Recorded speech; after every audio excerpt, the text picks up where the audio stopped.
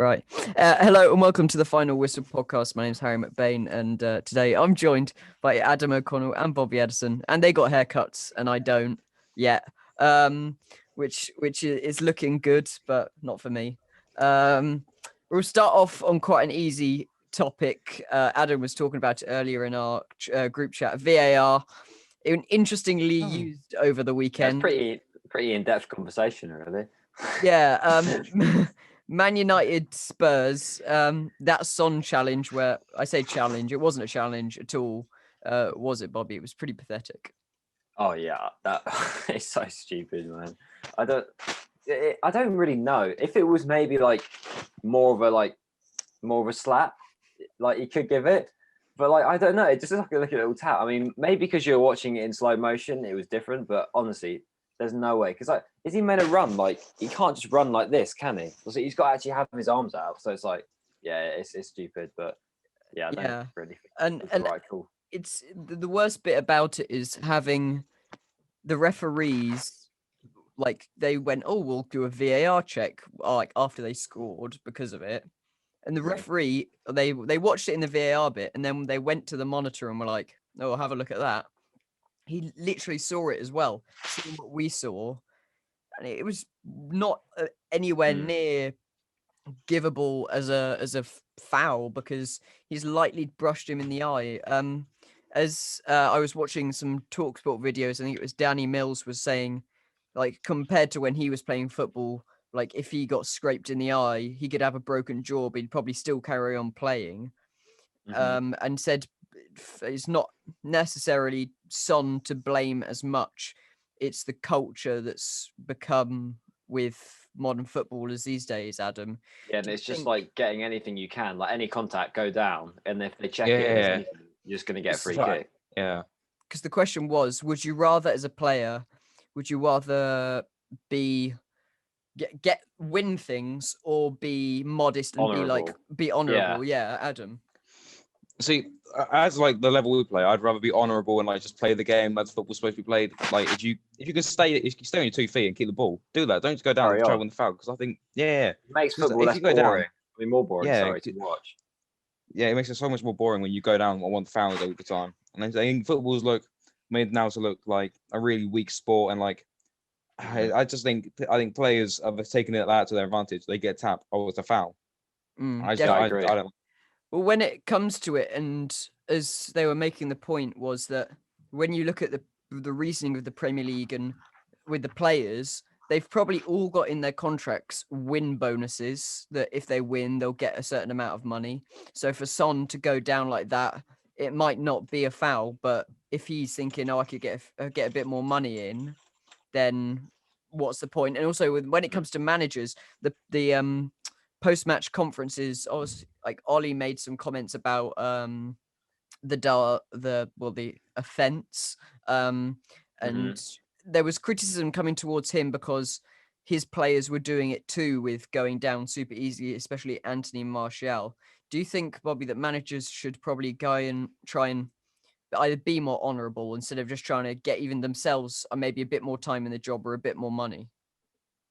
Well, I don't know. I think at the end of the day, if something has happened to your team and happened to somebody else, either you be honourable and look at it from a neutral point of view, or then on the other hand, you back your players, because at the end of the day, you're the manager of that team, and it's your job to like be the leader. And if you're not shown to back your players, maybe like the fans, they might lose interest in you. But then I guess you have to look at the other side, and football is I don't know, it's a sport, and you have to be sportsmanly at the end of the day. So I think you have to account for the fact that sportsmanship is something that you should always follow. But if rules are there, there's always going to be people that are going to try and bend the rules, because at the end of the day, everyone wants to win.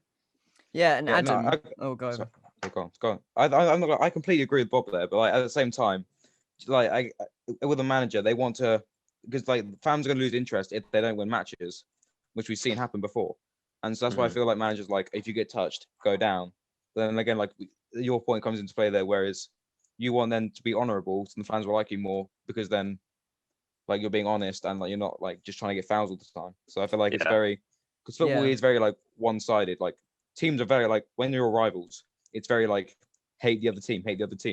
So when like something does happen, so for instance, Liverpool, first Salah dives, Liverpool fans are like, oh, that's fine, it's a foul. But then as soon as Fernandes does it, Liverpool fans are always attacking him, vice versa, same with Man United and like Well, any yeah, other that's team. always going to happen. But then again, I think you could argue like some of the aggression is being weaned out of football because if you see like rivalries nowadays, especially in the Premier League, they don't really exist. Like you see all the players after big Yeah, derby games hugging each other and always going down for fouls and things like this yeah, and silly instead of actually showing aggression on the pitch and putting like your heart on your sleeve. It's more just like silly comments after the game in press conferences and things like that. When realistically, you should be putting your aggression and fighting for your teammates on the pitch rather than off it. yeah. Because like in 2010, like around like 2010, 20 like between 2010 and 2010, 2015, like for instance, Man United and City used to be such a big derby. Like you'd always see them like Yeah. almost fights every derby they have, and nowadays it's just like a little handshake at the end of the match thing, and they just walk off. So I think Yeah. football's gone very, very soft, and I just think that is not just to do with VAR in general, just the players and, like you said before, the culture of the fans. And I think one of the things that I think I was saying the other day to someone of being in the Championship. I think it was to Sim actually, who's a Portsmouth fan. Yeah, Being in the EFL, there are certain things as a Forest fan in the Championship. Obviously, I want to get promoted to the Premier League because it'd be awesome. But there are many things that, as the Sky pundits saying, much more people would rather watch the EFL games now on television because they're not being stopped by VAR. They're not being stopped by, I was going to say poor refereeing decisions, but that's not the case. Just because the games flow better, and also when it comes to derbies, the derbies are better. You look at There's more like passion. Yeah. like whereas Yeah. in the Premier League you have a lot more foreign players brought in who don't know the derbies as well. Forest derby games, like you might have like players that have grown up in the area of that club that genuinely want to. yeah, like because we've got Joe Worrell, who was academy product. He's now the captain, so he actually understands what it's like to play in the derbies. We've got many players who are from the academy, and it actually helps with rivalries. But yeah, going up, that's the only thing I wouldn't want to. The only negative about getting promoted is having to deal with VAR. Even though some games in the Championship you say, "Oh, we want VAR," but then that's just because your team because got you've got a something poor against you. decision. Yeah, But I think I would rather have a poor decision gone against me one week, and then one for the other team next week than have VAR cancel them both out because it's just too slow and boring to watch, to be honest. even offside, like with the offsides, I think that's also like a big problem because like there's so many times where the shoulder or like the kneecap have been offside and like it's like rule the whole goal out even though they didn't touch with their side of the body whatsoever. And I think is stupid, to be honest. Yeah, I think and also with the going back to Harry's well, point as well, just with the Championship and the League 1 and 2, just all the leagues below, to be honest, when there is less money, it is that the player is at that club because they want to play that football and they want to play with those players and that manager. And I think obviously as you go out to the Premier League, you go to a team not necessarily for the football side, but also for the money side. I'm not saying that like all the players are just there for the money because they've grown up. I'm sure a lot of football players grow up in not privileged environments. They probably had difficult childhoods, but at the end of the day, they're here now. And if a club that is bigger is going to be offering them more money for them to provide for their family, then they're probably going to go for that option. And it just not says that they're a horrible person, but it sort of removes the passion of actually wanting to play for that club. I mean, it doesn't matter if they say that they've been a fan of that club since they were a kid in the announcement video, because the likeliness is that's just fan service. I mean, it happens every single time, and it's like realistically, if you go lower down the leagues where there's less pay, then you're going to be playing at that club because you want to be there. Yeah, definitely. I think it will be interesting. I know Bob will know. It'll be interesting to when we talk to that referee that we've agreed to talk to later in the season. Yeah. Interesting to hear their thoughts on refereeing with VAR and how useful and how difficult it is to operate, because obviously they get a lot of stick for how they use it, but interesting to hear how they actually have been trained and however to use it. But you have to keep watching our episodes for them. Move on to a kind of linked topic with Jose Mourinho. Would you blame him for not defending for not, not telling Son in saying in the the post-match conference going, Son, that's not acceptable, you diving, because of the current situation that his job's in. I think, well, he's obviously gonna. It's basically this like links to the thing I said before about being honourable and then also sticking up for your team. But Jose's always got that arrogance, and I don't think he's ever gonna be the honourable person and say that it was a foul because he thinks he's always right. And I don't think he would have admitted to it being a foul, to be honest. And do you think maybe with the way that we know Jose is as a manager, that it takes a few seasons for him to get into the job and produce sometimes? With Spurs, Adam, do you think they should give him a few years to build the squad his way, to get them playing his way the whole time? Or do you think with the way that football is now, with everything being so instant, they should try and replace him with someone who's a bit younger with a bit more passion, maybe? Usually I would say give him a few years, see what they're like, but he's been at Chelsea, United, and so like all these clubs. He's been there a few years, and like he will start off different. Like when he went from when he went to Tottenham from United, he was like, I'm from Chelsea to United. He was like, I'll stick to this same way that they were playing, just in my own version. And eventually he'll just change back to the ways he was. So I feel like they probably should just get rid of him, to be honest, because like if he's not going to perform, then like, because I don't know how old he is now, but he's been managing for ages, and like I think eventually he's just gonna do the same thing. Everyone's gonna know what he's doing. Mm-hmm. So I think just get rid of him, get a new younger manager in. Yeah, and I think they might do better. Because realistically, with managers, I know that you have the managers that have the longer careers. Obviously, the only exception you can really make is Ferguson, who had a long career and has always been excellent. But I think, as a manager, you come in, you have your peak the same way that players are going to have their peak in their career. And I think Jose Mourinho is a bit like, if I could compare it to anything in a different example, is like a club signing, say, like Ronaldo. I know it's a bit modest to him, but like signing Ronaldo, it's like he's great, he's been great, but he's old and he's not going to like help your club progress. It's just like a quick fix to hope that, because Tottenham are desperate for a trophy, that's obviously why they signed him. And it's been quite a gamble, like bringing him in, because it's like he can do it at other clubs, so let's hope he can do it with us. It's not going to like progress us forward because he's an old manager. So you know what I mean, in a sense, like they could have been better bringing in somebody old, and maybe some fans would regret that Pochettino's gone, to be honest. Yeah, and I think when you mentioned Sir Alex there, it's interesting because obviously at the time he was at United for an extremely long time. Obviously the game's changed when it comes to like the desire to stick with a manager. But he didn't even perform that well in his first few seasons at United. And I reckon if it was the modern game, he would have been sacked after the first few seasons because they weren't as dominant.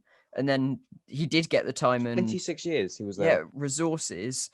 How many? 26. Yeah. Yeah. See, because it's things like that. Whereas if you would look at the modern level of it, if it was like in the modern day, he wouldn't have lasted as long as he did at a club like that. They'd either have gone, well, you know what, you've done well, but we want to change something because that's the way clubs are. And as you mentioned, there with Pochettino gone to PSG. Obviously, they just beat Bayern in the first leg of the Champions League. So he's a talented manager at a talented club. Do you think that Harry Kane, if he's to leave somewhere, obviously he's got that bond with Pochettino, do you think we could see him, if he isn't to stay in the Premier League because of realism and upsetting fans, do you think that PSG is the most viable option for him because he knows the manager? Yeah, possibly. But I think he's going to want to go, like, if we could look at it in sort of a perspective of Harry Kane, I watched the All or Nothing documentary where he was like, Jose Mourinho was like, I'm going to make you a great player. And, to be fair, Harry Kane's been excellent this season. Like the amount of goals and assists he's scoring is crazy. But I think, definitely he's going to want to go somewhere to win a trophy because, I haven't done that one yet. But I think I've seen things that, I think he's been linked with everyone because at the end of the day, PSG is a guaranteed Ligue 1. well, you'd think so. And when he's there, he'll probably win it at some point. But then again, yes, that's a trophy, but is that really an achievement? Because Yeah, I was as we going know, to say that because like League on like it's not the hardest league in the world to play, is it? Like you've seen PSG well, yeah, been especially dominating if it for you're a while playing for now. PSG, yeah. Yeah, But then the question is, with PSG and the squad they've got at the moment, and Spurs not being looking like they're going to qualify, they might not qualify for the Champions League. It's a better chance at the Champions League for him, isn't it? Because they've actually got a strong squad. Imagine that with a lineup. Obviously, Mbappe's going to leave, but Neymar and Kane on there. That's You a think good Mbappe's attacking going to force. leave? Well, he said he's not signing another contract after the one he's on expires, which is Yeah. like 2021 or 22. So So I mean, Yeah. realistically, PSG would want to keep Mbappe, but if he wants to go somewhere else, then it will be he's gonna depends go. whether they sell him to get the money or let him go on a free in a few years, which would be stupid. Yeah. So whether because even he's so young as well, isn't he? So if PSG don't sell him, I think that's a bit of a stupid move from them, to be honest. yeah, putting a Because like selling he's so clause young and on you get him. so much money for him. He's like almost, he's still at his prime, isn't he? I would not even reached it yet. Yeah, And probably I then- would not. say he's reached his prime. And then another looking at things with transfer someone that is in form at the moment, Messi, Lingard, whatever you want to call him. Lingardini, Yeah, he's doing really well. Obviously, the Leicester game, he was really good. Got 2 goals for West Ham there. The other week when we were talking about the Euros and we were discussing Lingard, we said maybe not take him. Have either of your minds changed on that? Just because when you look at it Yeah, form possibly. wise, Yeah. would you take him now? Because I think I would actually, just because based on form going Genuinely, into I it. think I would take him. But then again, who is it over? Because I think I was hoping that Madison could go, but I don't think he'll go now just because of how long he's been out for. And hopefully, Grealish comes back. I think he's had a little setback on his injury, maybe about another week or so out. But hopefully, Grealish comes back into the Prem and starts playing well. Because obviously, we want him going into the Euros playing well. But I realistically, the way he's playing, if he continues to play that well, then you have to take him because Yeah, so like, how can you not take someone that's playing the way he exactly, is? and take a risk and maybe like play Foden, who isn't going to get as much game time at Man City as Lingard will at West Ham.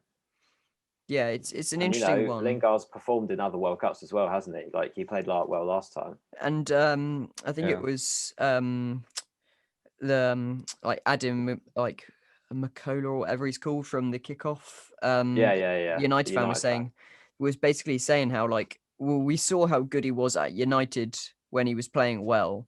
He then had to deal with all his family issues, and that's when he didn't start playing as well. Now he's at a club where he doesn't have as much of a relationship, maybe Pressure. like as a fan of Oh, like no, yeah. supporting United. Now he can play freely and not worry about letting his club down as much there. He can play with freedom and he can actually express himself a bit better. So this is the player that he's always been, just that he in Mental previous issues and times things like with that have been issues that holding he's him back. had. Yeah, so the question is, would you start him in the England setup? Obviously with Madison there, but you'd have to put Mount out on the wing, wouldn't you? With the style that Southgate plays, but then if you're playing him out on the wing, that might not work depending on his fight 5 at the back setup, wouldn't it? Yeah, I mean, it all depends on the formation he plays. Because realistically, do you want to be playing Mason Mount on the wing when you have Rashford and Sancho and maybe Sterling, but he's not been great recently. But yeah, and Grealish, obviously, you've got so many great wingers. It would just not really make sense to sacrifice one of those to put Mount on the wing. And I think there's going to be in the World Cup. I think we'll have to do it performance based and form based because there's way too much talent to just like try and figure out how to make a team. So I think you just have to do it on at that point in time, who's playing the best and who's going to play the best together as a team. Yeah. Would you also, when it comes to another position with the England Euros squad, when it comes to the right back for the discussion of whether we do take Alexander-Arnold, because we know he's good going forward. We know that he's not as good as defending as everyone might have hoped. Do you take him and then play him based on the opposition? or do we take someone else like Reece James, who is more of a defensive one who can go forward, but obviously isn't as good as Alexander-Arnold, Adam? Because obviously you're a Liverpool fan. Yeah, I think it would depend on who else has been playing like on the right wing for it, or like the position we're probably or the formation. Sorry. So if we have a good right wing or right midfield, then I feel like we could play a more defensive player like Reece James, as you said. But if we don't have an attacking right mid or as good as we hoped, then maybe Southgate would play Arnold to then overlap and put some crosses in. Yeah, well, when you But- look at the formation, if we are playing the three at the back and the two wing backs, that could suit Alexander-Arnold quite well because he can go forward, he can come back. Have left But defensive responsibility as well. If you have Kyle Walker in that right-sided centre-back, he's quick, he's good at defending. So he can cover for him there, and a midfielder can drop. So he could fit quite well. But Bobby, do you think that Southgate, obviously because he's not been performing that well, do you think Southgate will consider that, or do you think he's just going to go on based on like form? Oh, I don't know. If it was me personally, but obviously we can't really say this because Southgate is probably not going to play four at the back. But if it was me and we play four at the back of the Euros, I'd take Trent and Walker.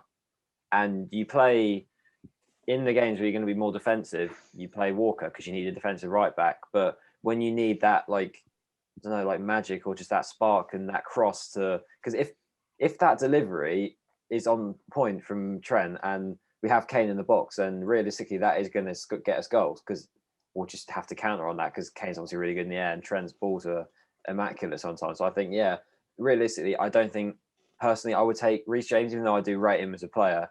I would rather have Walker as like the solid option. He's a seasoned professional. He's played at World Cups and Euros. I would take him and then have Trent as the, he's the star man, like in defence. And if he does play, super sub. Yeah, exactly. Or super sub, or even he might start if it sort of depends on the opposition, really. Because if he plays in a slightly less big game and proves himself, then he might get to start in the bigger games. Yeah, sorry, go on. No, go on, Adam. I was going to move on, so. So I think it always like to see Trent still has the couple of weeks to like prove himself as well, like while the Euros are going on. Because recently he's been playing all right, but with his crosses and his defending's been okay. But I think it just does come down to the performance in the recent games coming up. And if he plays well, he will get a chance. If he doesn't play well, he won't get the chance.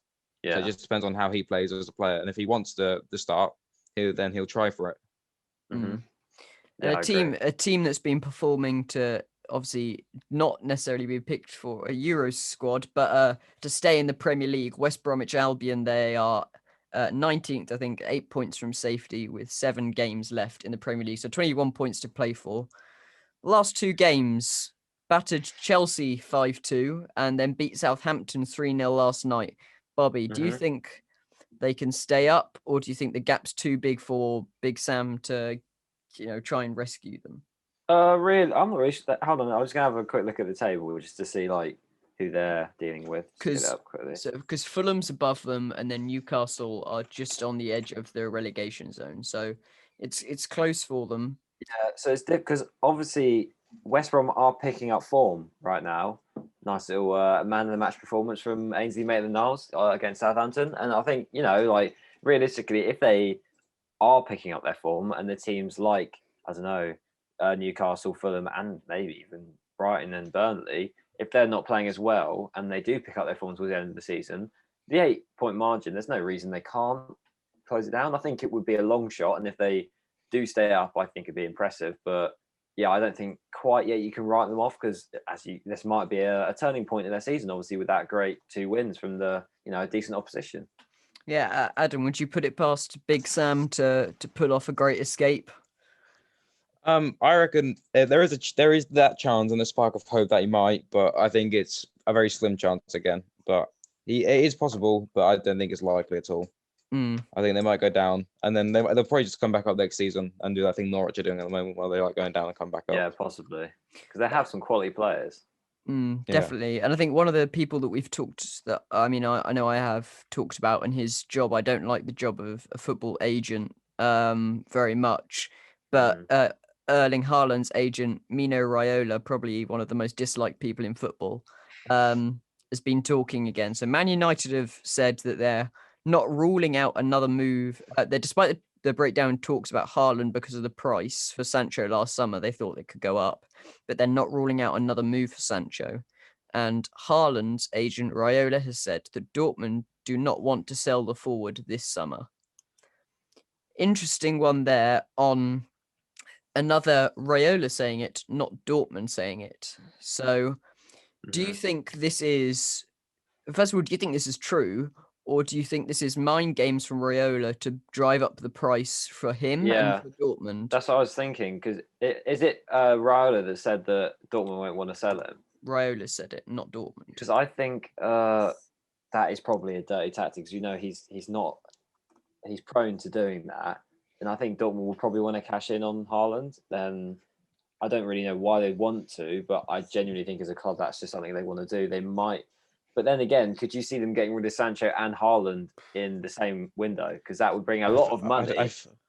But you're getting rid of two big players in your team there.